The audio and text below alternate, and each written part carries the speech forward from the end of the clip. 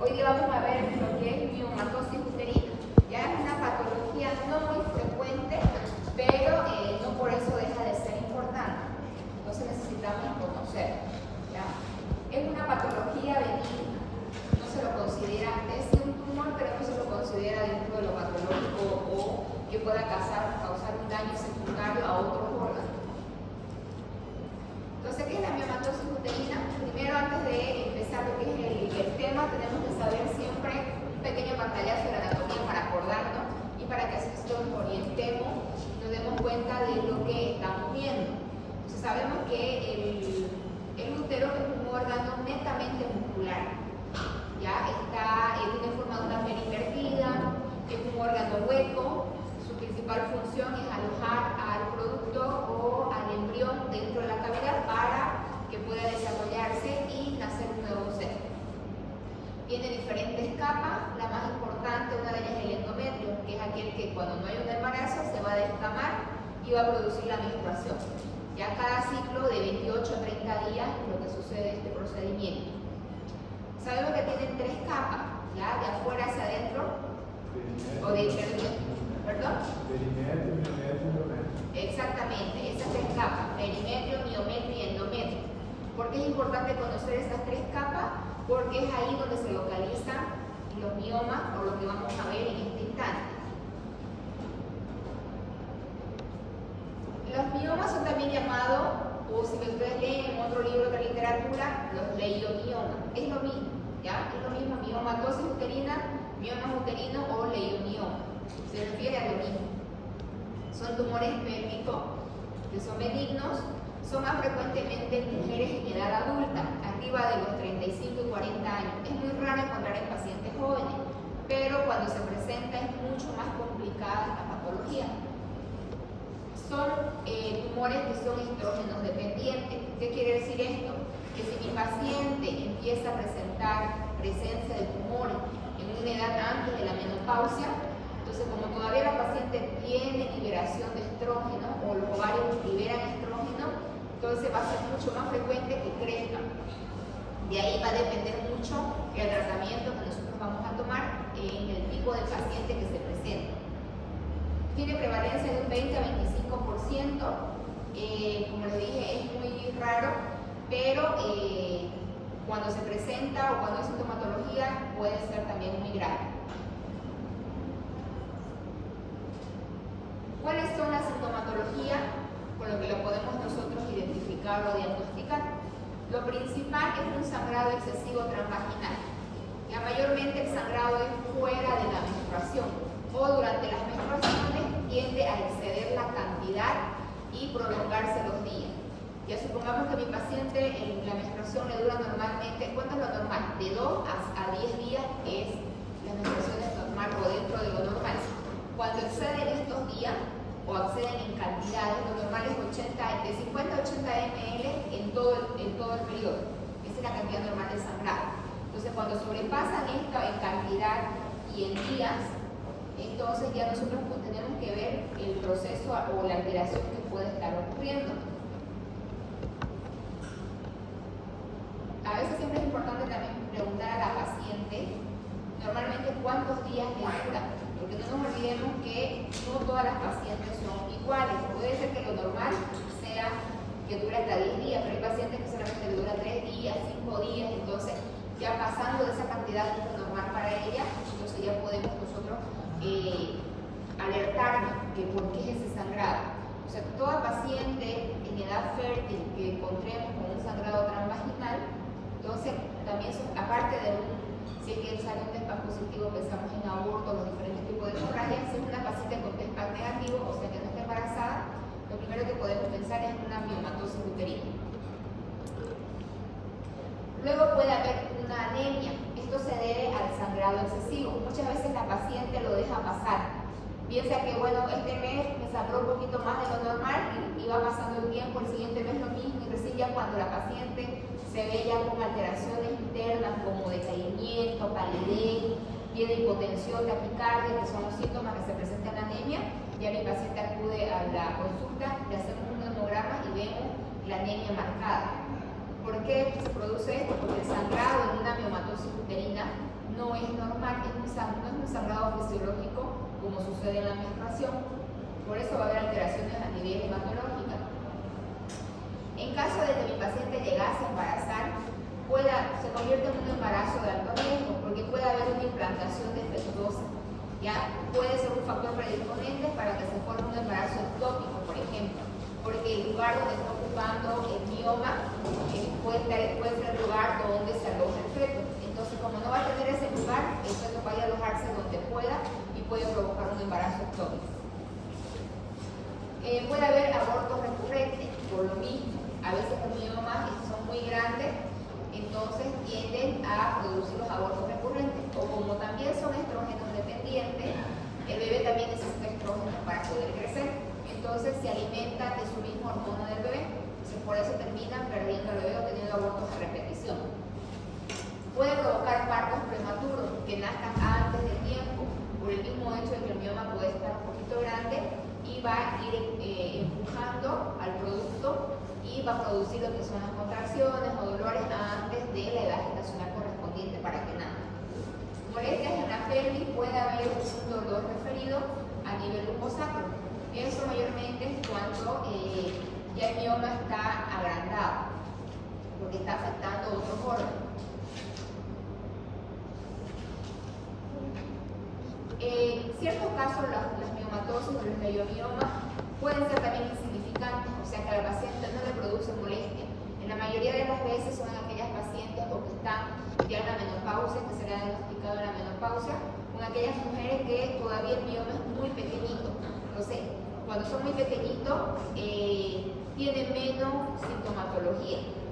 Y también depende mucho de la localización donde se encuentra el mioma. 50% de los miomas son asintomáticos y se van a descubrir por casualidad.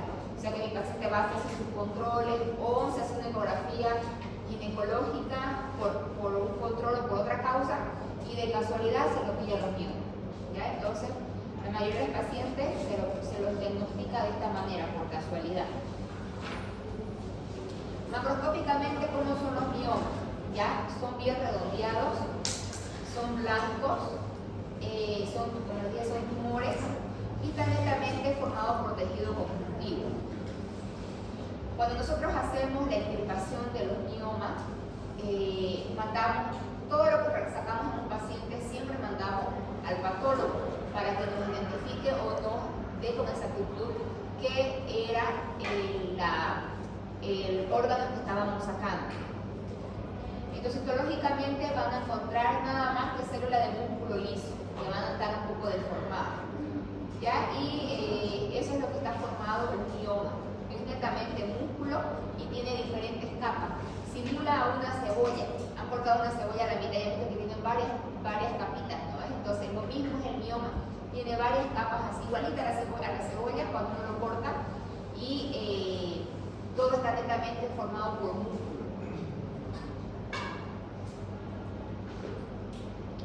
Cada mioma se origina de un miocito, o sea que mayormente el origen es desconocido por qué se forma, pero está más relacionado, como es netamente músculo, está más relacionado a que hay una alteración de la célula muscular y de ahí se forma el mioma o el leiomioma. O puede haber una alteración cromosómica en la paciente. O en ciertos casos está relacionado a un contacto continuo o prolongado de hormonas, sobre todo quienes van a tener más factores predisponentes, aquellas pacientes que toman por mucho tiempo anticonceptivos hormonales, o se inyectan o se los toman. Entonces, esos tipos de pacientes obviamente van a tener mucho más probabilidades de tener una miomatosis uterina. Las hormonas en mucho exceso no solamente va a producir mioma, puede producir tumores en diferentes lugares. Por ejemplo, a nivel de los senos producen quistes mamarios o tumores mamarios. También a nivel de los ovarios pueden ser un factor predisponente para que produzcan quiste de ovario, el uso excesivo de hormonas. Como les dije, son tumores sensibles a estrógeno. Entonces, mi paciente, entre más joven sea o no haya llegado todavía a la menopausia, estos tumores tienden a crecer. Entonces, obviamente van a producir mucho más sintomatología en la paciente joven o antes de la menopausia que en aquellas que tienen la menopausia, donde ya no se produce liberación de estrógeno. Entonces, mayormente cuando encontramos a una paciente ya adulta después de la menopausia, después de los 45-50 años, ya el mioma, en vez de crecer, tiende a reducir de tamaño, porque ya no tiene la hormona necesaria para poder seguir creciendo. Entonces, en esos dos tipos de pacientes es diferente el tratamiento, la conducta que nosotros tomamos, dependiendo de la sintomatología, dependiendo de la edad de la paciente, para ver qué conducta vamos a tomar, y también depende mucho de la paridad. Estos tumores o leiomiomas crean un ambiente hiperestrogénico, o sea que hay bastante más liberación de hormonas, sobre todo estrógeno, contiene mayor densidad de receptores estrogénicos, absorben mucho más estrógeno y mayor concentración de aromatasa de citocromo. En aquellas pacientes, por ejemplo, que tenemos o que diagnosticamos miomatosis uterina y mi paciente se está cuidando con un método anticonceptivo o por alguna razón está tomando pastillas anticonceptivas de contacto directo con algún estrógeno o progesterona, entonces tenemos que quitar esas indicaciones, porque sabemos que el mioma se va a alimentar de estrógeno, entonces no le podemos seguir dando más estrógeno. Ya por eso es importante que ustedes conozcan tanto los factores predisponentes, las causas, y siempre tratar a paciente independiente. ¿Ya? Puede ser que 10 pacientes tengan miomatosis, pero no la vamos a tratar de igual manera a las 10. Entonces siempre por eso es importante igual la anamnesis, preguntar qué medicación toma, si toma algún método anticonceptivo, para poder relacionarlo con la patología con la que viene y así evitar más complicaciones. Porque yo he tenido pacientes que, bueno, hay médicos y médicos, como decimos nosotros, que saben que tiene, por ejemplo, una miomatosis, igual le recetan para evitar embarazarse, pastillas anticonceptivas o inyectables. ¿Y qué hacen que ese mioma crezca más? Me tocó una paciente hace un mes atrás, más o menos, que el año pasado le diagnosticaron un mioma que no medía más de 2 centímetros. Del año pasado hasta hoy, que pasó menos de un año, ya su mioma medía casi 6 centímetros. Y la doctora, ella le pidió anticonceptivos para evitar embarazarse y le dio pastillas anticonceptivas. Un año tomando estrógeno y progesterona. No es mucho el problema de la progesterona, sino el estrógeno. Entonces, esa doctora prácticamente no conocía o no se dio cuenta y empeoró a la paciente. En vez de mejorarla, la empeoró. En el caso de pacientes que tienen miomatosis uterina, es muy dificultoso que se embaracen. ¿Por qué? Porque son estrógenos dependientes. Entonces eso va a hacer que mi paciente fisiológicamente no esté el útero bien adaptado para poder recibir al bebé. Entonces por eso esas personas que tienen todas las principales causas de infertilidad son miomatosis uterina, porque esas pacientes tienen dificultad para embarazarse por el tema de los estrógenos. Por eso necesito que ustedes sepan bien cada patología, cuáles son sus efectos adversos, cómo se pueden formar, para que así ustedes puedan hacer un buen diagnóstico y por ende un excelente tratamiento y no lo compliquen más a su paciente, en vez de mejorarlas, las empeoran. Otro factor de riesgo que va a aumentar obviamente es la edad. Entre más edad tenga mi paciente, van a presentar más miomatosis uterina. ¿Ya? El riesgo va a disminuir en casi un 90% en aquellas pacientes posmenopáusicas. ¿Por qué? Por los estrógenos, que ya no hay producción de estrógeno, entonces ya no hay alimento para el mioma. Entre mayor paridad, menor riesgo de leiomyoma. Esto está más relacionado a que por los estrógenos. Ya cuando hay un embarazo hay más consumo de estrógeno y progesterona, entonces mi paciente entre más hijos tenga, tiene menos posibilidad de formar miomatosis uterina. Y obviamente durante la edad fértil va a aumentar el riesgo, ¿no? Porque por el efecto de la hormona y también antecedentes hereditarios. Casi toda la mayoría de las patologías se heredan de parte materna.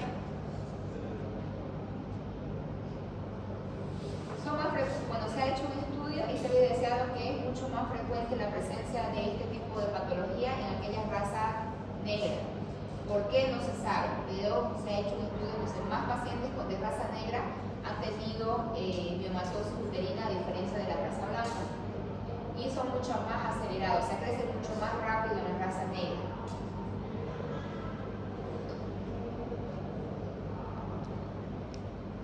Es muy importante siempre, para evitar cualquier tipo de patología, no solamente miomatosis uterina, tener un buen estilo de vida, calidad de vida, haciendo ejercicio, la alimentación adecuada. También hay que preguntar el tema de historia familiar, porque les dije que muchas patologías son hereditarias de parte materna, no solamente la miomatosis.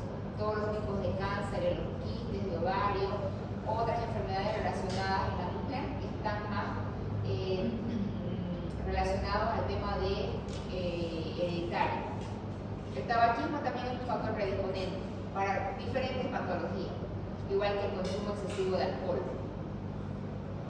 ¿Cómo podemos clasificarlo a la miomatosis uterina? Vamos a clasificarlo dependiendo de las capas que tiene el útero.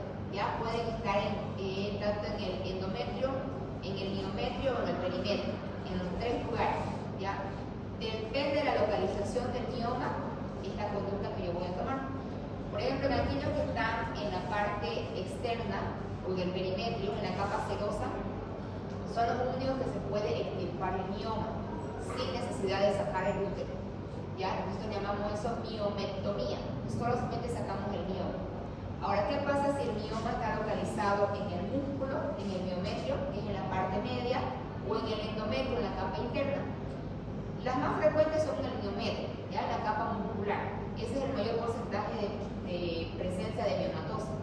En estos dos lugares nosotros no podemos hacer una miomectomía, no podemos sacar solamente el mioma.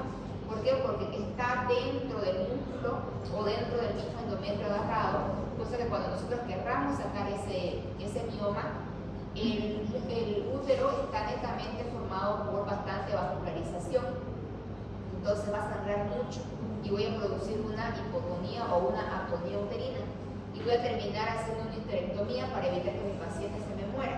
Entonces directamente el paciente que nosotros diagnosticamos con miomatosis uterina a nivel intramural o en la parte del endometrio, directamente nosotros hacemos histerectomía. Ya se le explica a la paciente que hay que sacar la matriz, porque no es como saquemos solo el mioma, porque igual va a terminar en una histerectomía, pero para evitar eso hacemos directamente sacar el útero. Ahora, podemos hacer una histerectomía total o subtotal. Eso va a depender mucho del resultado que nosotros tengamos con el papá Nicolau y la colonoscopía. Cuando nosotros programamos a la paciente para cirugías de esta patología, siempre pedimos, aparte de los laboratorios que es hemograma, coagulograma, pedimos lo que son un papá Nicolau y una colposcopía para ver que ese cuello cervical esté bien. Si pillamos que hay un proceso alterado, una displasia de la célula, entonces ahí nosotros retiramos todo, a lo que llamamos histerectomía total, que es el cuerpo del útero y el cuello. Pero si me viene un resultado de papá Nicolau que no está alterado, solo es un proceso inflamatorio o hasta NIC2, entonces nosotros dejamos el cuello. Solamente hacemos la extirpación del cuerpo, una histerectomía subtotal. En aquellas pacientes que hacemos histerectomía subtotal, tenemos que explicar el procedimiento que hemos hecho y indicarle que todos los años tienen que hacer su control del papá Nicolau, ya porque le hemos dejado el cuellito. Entonces en esta área es donde se forma el cáncer de cervix. Entonces, por más que le hayamos extirpado el cuerpo del útero, igual el paciente puede formar un cáncer de cervix. Entonces se le explica eso a la paciente que tiene que hacerse continuamente su papá Nicolau. A la que se hace una histerectomía total, obviamente ya no, porque ya no hay nada donde se forme el cáncer. Ya la mayoría de los pacientes con miomatosis uterina son asintomáticas, pero cuando se presenta la sintomatología ya es más complicada, porque hay bastante sangrado, hay bastante dolor o puede estar comprometido los órganos en la pelvis, dependiendo del tamaño que tenga el mioma.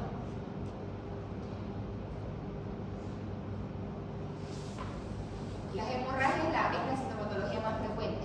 Como les dije al comienzo, hay sangrado transvaginal, puede ser durante la menstruación, es más abundante, es más prolongada, o hay pacientes que pueden tener el sangrado fuera de su menstruación. Son muy intensas y puede haber mayor dilatación de las venas internas. ¿Por qué? Porque no es un sangrado fisiológico que se produce como por ejemplo en la menstruación, que son las descamaciones del endometrio. Muchas veces cuando el mioma está muy grande, nosotros al inspeccionar a la paciente o al revisarla, hacerle tacto, podemos encontrar una masa palpable. saludable, cuando ya es extremadamente grande. A partir de unos 4 o 5 centímetros ya se puede identificar por medio del abdomen por una palpación. ¿Por qué? Porque la masa ya está un poquito más grande y al crecer va a ir obviamente oprimiendo los órganos que se encuentran en esa área. Sabemos muy bien que por delante del útero que tenemos la vejiga, por detrás del útero lo tenemos al recto. Entonces mi paciente puede presentar aparte sintomatología de que de disuria, puede presentar poliuria, inclusive puede haber anuria, no hay salida de orina porque está aplastando ese tumor a la vejiga, o lo contrario a nivel del recto, puede haber estreñimiento. ¿Por qué? Porque está apretando el recto y evita la salida de las heces fecales. O puede haber obviamente bastante dolor porque puede suspender los órganos, como por ejemplo los intestinos.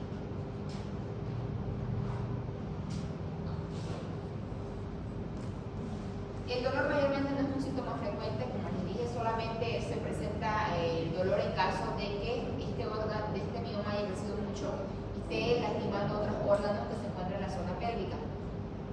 El síntoma más principal es el sangrado. El 5 al 10% de las pacientes con miomas tienen infertilidad. Entonces es una causa para que mi paciente no se pueda embarazar. ¿Por qué? Por los estrógenos.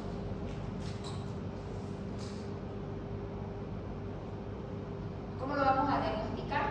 Aparte de la clínica, podemos hacerlo de manera imagenológica. ¿Ya? Siempre pacientes que ustedes vean con sintomatología de sangrado, pidan una ecografía transvaginal para poder identificar qué alteraciones está teniendo en la cavidad pélvica. Entonces, los sangrados transvaginales no solamente son las causas de mioma, pueden ser otras causas, aparte de que mi paciente no esté embarazada, puede ser una metrorragia, puede ser por una alteración hormonal, puede ser por una hiperplasia endometrial. Entonces hay que identificar la causa. Para eso pedimos imágenes para poder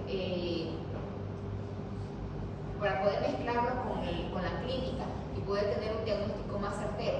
¿Ya? En sí las imágenes no son que le van a mandar el diagnóstico, solo son ayuda diagnóstica. Tienen que ustedes corroborar con la clínica. Obviamente a la ecografía que vamos a ver que va a haber aumento del tamaño del útero, vamos a ver presencia de masa a ese nivel del útero y nos va a identificar con la ecografía exactamente a qué nivel se encuentra el mioma. Si es en el endometrio, en el miometrio o en el perimetrio.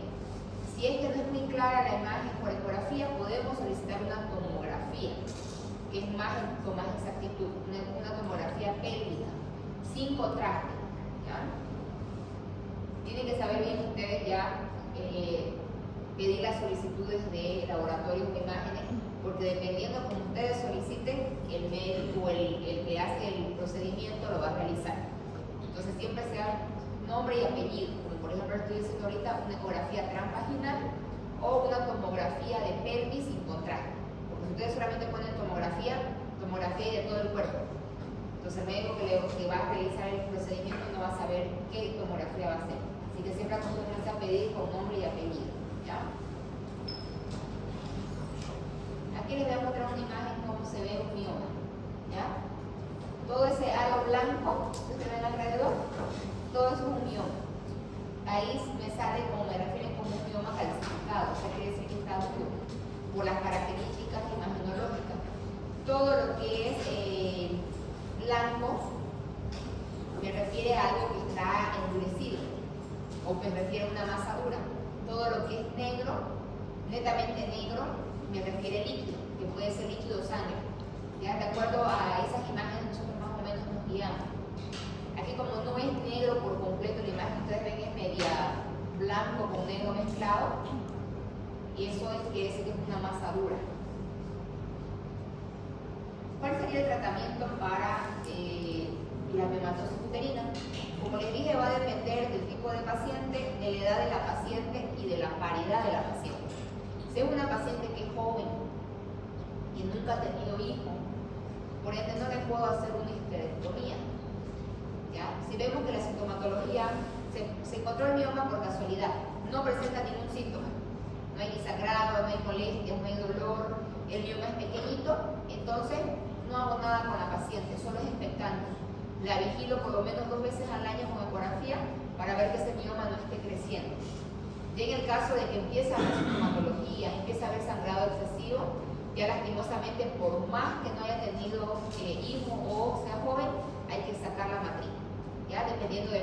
Si es en el miometrio o en el endometrio, se extirpa el útero, y si es en el perimetrio, se saca solamente el mioma.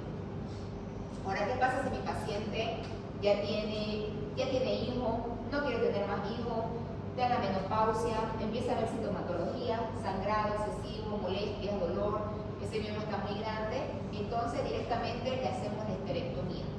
No hay medicación, no hay tableta, no hay inyectables, no hay nada para deshacer ese mioma. ¿Ya? El único tratamiento es sacar el útero o sacar el mioma dependiendo del lugar donde esté. ¿Ya? Entonces, hay muchas pacientes que vienen, me tocó una paciente que no sé quién era la doctora que la atendió, que le diagnosticaron mioma y que le dio pastillas anticonceptivas. Le dijo que las pastillas anticonceptivas lo iba a deshacer su mioma. ¿Qué hizo en esa paciente? Le hizo crecer más su mioma. Y lo que era asintomática volvió a ser con síntomas. Ya empezó con sangrado, empezó con molestia. Entonces esa doctora, no sé si no sabía, se olvidó, que la cuestión que en vez de mejorar a la paciente lo empeoró. Para mí que se equivocó con quistes de ovario, por eso le dio pastillas anticonceptivas. ¿Ya? Hay algunas literaturas que hablan que podemos dar análogos de la hormona liberadora de la gonadotrofina. ¿Para qué? Para bloquear la liberación de los estrógenos y así no tenga alimento el mioma. Pero normalmente no resuelve el caso, ¿ya? En ciertas ocasiones podemos tratarlo con estos análogos de la gonadotrofina si es que el mioma es muy pequeñito, ¿ya? Menor a 1 centímetro o hasta máximo 2 centímetros. Ya podemos hacer que esto se revierta, pero el tratamiento es largo, puede durar inclusive hasta 1 año, y estas tabletas son carísimas, por lo menos cuesta 500 bolivianos lo que le va a durar 1 mes. Entonces multiplíquenlo por 1 año, entonces le va a salir carísimo a la paciente y no se sabe con exactitud si tiene efectividad o no. Recientemente, hace 1 año, hay un laboratorio que ha hecho estas tabletas que yo puse en prueba en 2 pacientes y no me resultó. Entonces, por eso es que no lo receto, porque es hacerle perder tiempo a la paciente y dinero. Y después la paciente dice, la doctora no sabe. Entonces, por eso directamente, si hay molestia, es hacer la cirugía.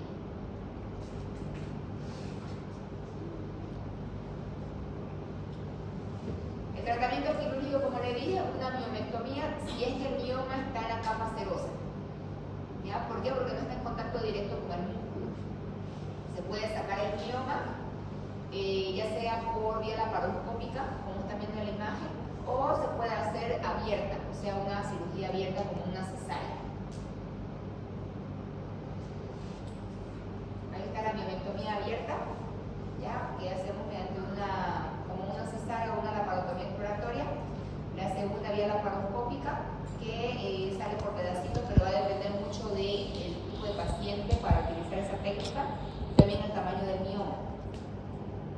Y una miomectomía histeroscópica, igual de la misma manera, introduciendo una camarita para poder hacer vía laparoscópica la extirpación.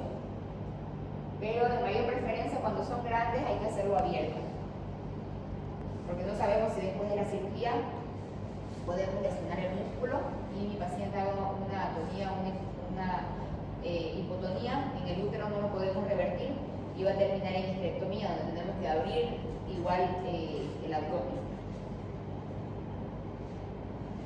Otra que podemos hacer, otra técnica que es nueva, es la embolización de las arterias uterinas, para que así antes de sacar el útero evitemos mucho sangrado, porque no nos olvidemos que el útero netamente pasan las arterias bien apegadas a su pared. Entonces, cuando nosotros operamos, lo primero que evitamos tocar, o lo primero que hacemos, lo que es el pinzamiento y las ligaduras, son de las arterias uterinas, porque son aquellas que van a sangrar bastante durante la histerectomía, y si yo no hago un procedimiento correspondiente para estas ligaduras de estas arterias, el paciente se va a sangrar demasiado y me va a poder hacer un shock hipovolémico dentro de la cirugía, inclusive se puede hasta morir. Esta es la nueva técnica, la embolización de las arterias uterinas. Recién se ha visto esta técnica, que la maternidad la están utilizando. Recién ha habido 2 pacientes que han hecho una embolización y han tenido una respuesta favorable, menos sangrado durante la cirugía. ¿Alguna duda del tema?